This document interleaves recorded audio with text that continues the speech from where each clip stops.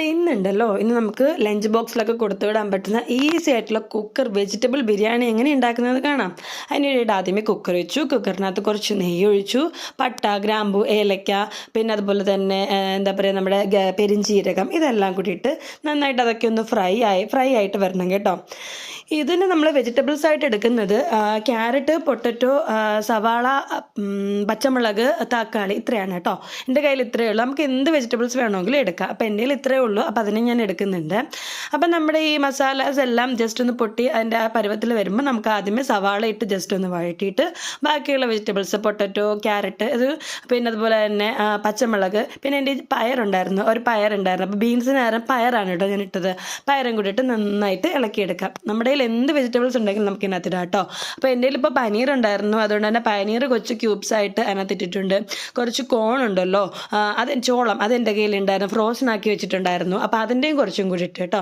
അതിനുശേഷം നമ്മുടെ ginger garlic paste ഞാൻ ഫ്രീസ് ചെയ്ത് വെച്ചിരുന്നു, അതും കൂടി ഇതിനകത്തിട്ട് ഇളക്കി.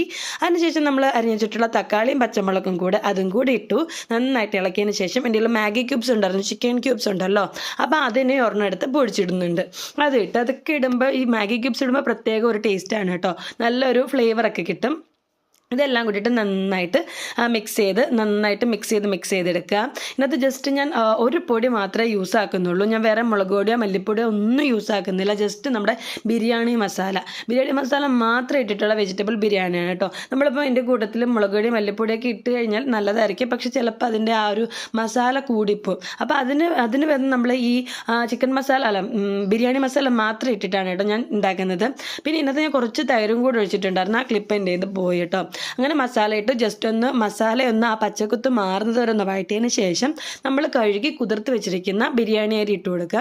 അരമണിക്കൂർ കുതിർത്ത് വെച്ച ബിരിയാണി അരിയാണ് കേട്ടോ. അതിനുശേഷം ആവശ്യത്തിന് വെള്ളം ഒഴിച്ച് ഞാൻ എന്താ പറയുക നമ്മൾ അരി ഇട്ടതിൻ്റെ 1 ഇഞ്ച് അത്രയേ ഉള്ളൂ വെള്ളം ഒഴിക്കുന്നത്, അല്ലാതെ ഗ്ലാസ് കണക്കിനൊന്നും ഞാൻ വെള്ളം എടുക്കാറില്ല. അപ്പോൾ അതാണ്ട് 2 വിസിൽ നമ്മുടെ ബിരിയാണിയുടെ തയ്യാറുണ്ട്. വളരെ ഈസി ആയിട്ട് സിമ്പിളായിട്ട് ഉണ്ടാക്കാൻ പറ്റുന്ന ഒരു ബിരിയാണിയാണ് കേട്ടോ. വെജിറ്റബിൾ ബിരിയാണി എല്ലാവർക്കും ഇഷ്ടപ്പെടും. കുഞ്ഞുങ്ങൾക്ക് ലഞ്ച് ബോക്സിലൊക്കെ രാവിലെ ഈസി ആയിട്ട് ഉണ്ടാക്കാൻ പറ്റും. എല്ലാവരും ട്രൈ ചെയ്ത് നോക്കണേ. അപ്പോൾ നെക്സ്റ്റ് വീഡിയോയിൽ കാണുന്നവരെ എല്ലാവർക്കും ബൈ.